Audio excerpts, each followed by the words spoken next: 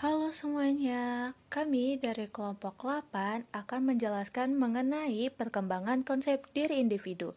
Sebelum itu, kami akan memperkenalkan diri terlebih dahulu, yaitu yang pertama ada Poppy, ada Naila, ada Retno, ada Amanda, dan ada Sipa. Baik, video selanjutnya yaitu penjelasan mengenai konsep diri.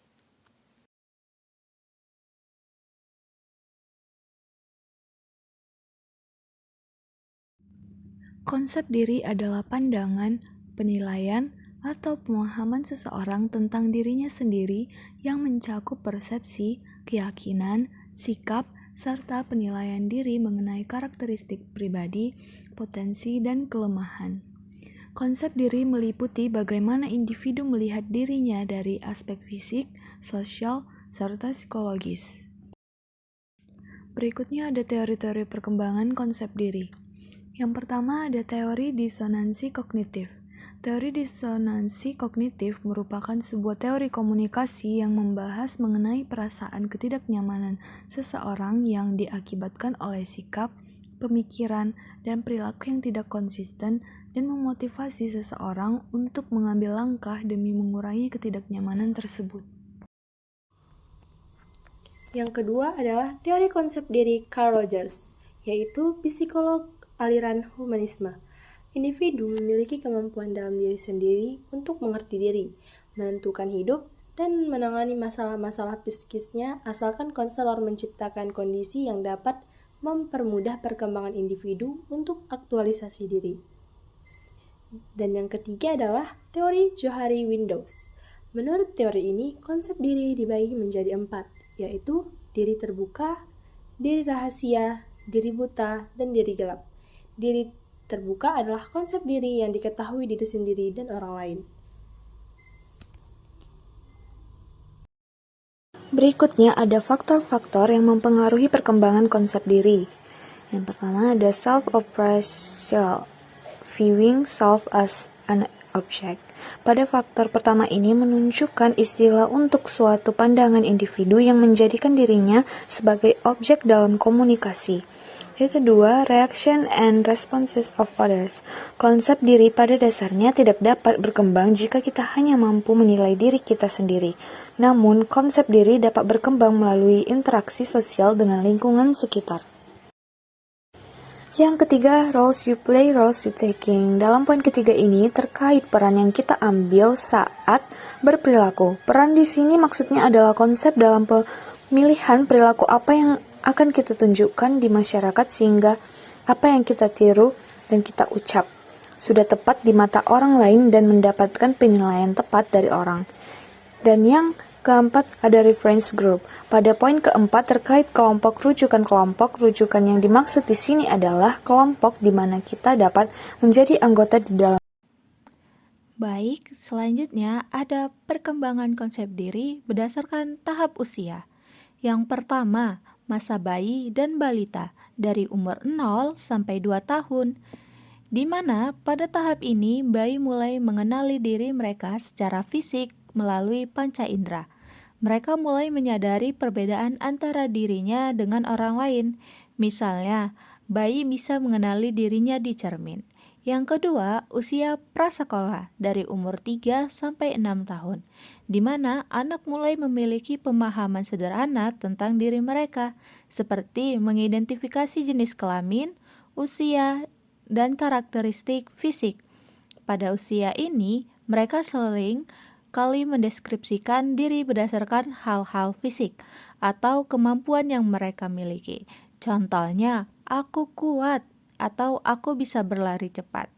Nah, yang ketiga, usia sekolah dasar dari umur 7 sampai 11 tahun, di mana konsep diri semakin berkembang dan lebih berhubungan dengan kemampuan akademik dan sosial. Anak mulai membandingkan diri dengan teman-teman sebayanya. Mereka mulai memahami kekuatan dan kelemahan diri dalam berbagai aspek seperti akademik, keterampilan olahraga, atau hubungan sosial. Nah, yang keempat, masa remaja, di mana dari umur 12 sampai 18 tahun, remaja mulai mengeksplorasi identitas diri yang lebih kompleks, yang mencakup nilai, keyakinan, dan cita-cita. Mereka mulai mempertanyakan siapa diri mereka dan bagaimana mereka ingin dikenal. Pergaulan dengan teman sebaya menjadi pengaruh besar dalam perkembangan konsep diri remaja. Dan peran media sosial juga sangat berpengaruh pada masa ini. Nah, yang kelima, dewasa awal, yaitu dari umur 19 sampai 40 tahun. Pada tahap ini, seseorang sudah lebih stabil dalam konsep diri dan mulai fokus pada hubungan dan peran di lingkungan sosial maupun profesional dalam mengambil keputusan terkait pekerjaan, hubungan, serta gaya hidup mencerminkan identitas diri yang lebih jelas. Nah, yang keenam, dewasa madya, dari umur 40 sampai 65 tahun, di mana individu pada usia ini sering sekali mengevaluasi kembali pencapaian hidup mereka, terutama yang berkaitan dengan karir, keluarga, dan kontribusi sosial.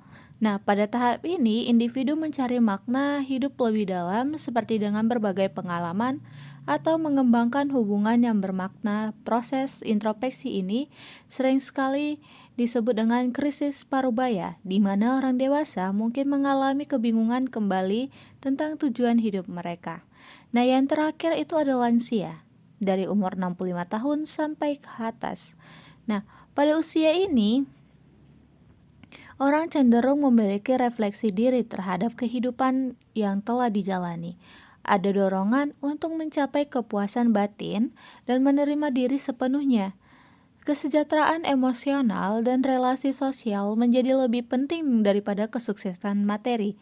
Tahap ini sering dikenal sebagai integritas versus keputusan, di mana individu ini berusaha menerima hidupnya secara utuh dan merasa puas dengan perjalanan hidupnya. Selanjutnya, dampak positif dan negatif dari konsep diri. Kita akan membahas dampak positif terlebih dahulu, yaitu yang pertama, peningkatan kepercayaan diri. Konsep diri yang positif membuat seseorang lebih percaya diri dalam menghadapi tantangan. Yang kedua, kesehatan mental yang lebih baik. Orang dengan konsep diri yang positif lebih mampu mengelola stres dan memiliki tingkat kecemasan serta depresi yang lebih rendah. Yang ketiga, hubungan sosial yang sehat. Konsep diri yang kuat memungkinkan individu untuk berinteraksi secara positif dengan orang lain. Yang keempat, motivasi untuk berkembang. Individu yang memiliki konsep diri yang baik merasa lebih termotivasi untuk mengembangkan diri, belajar hal baru, dan mencapai kesuksesan karena mereka memahami nilai dan tujuan hidupnya. Yang kelima, pengambilan keputusan yang tepat. Konsep diri yang kuat membantu individu membuat keputusan yang sejalan dengan nilai dan tujuan hidupnya. Selanjutnya, ada dampak negatif dari konsep diri yang buruk.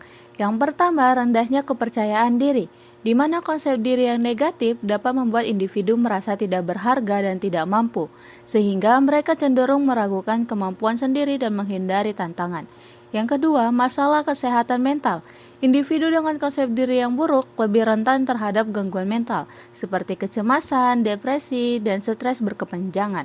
Yang ketiga, kecenderungan untuk mengisolasi diri. Ketika seseorang merasa tidak nyaman dengan dirinya sendiri, mereka mungkin cenderung menarik diri dari hubungan sosial. Yang keempat, kurangnya motivasi. Konsep diri yang buruk sering sekali membuat individu kurang termotivasi untuk berprestasi atau mengembangkan diri. Yang kelima, pengambilan keputusan yang tidak tepat. Individu yang tidak memiliki konsep diri yang kuat seringkali membuat keputusan yang dipengaruhi oleh tekanan dari luar ataupun kebutuhan untuk diterima. Inilah penjelasan kami mengenai perkembangan konsep diri individu. Terima kasih semuanya yang sudah menonton. Bye-bye.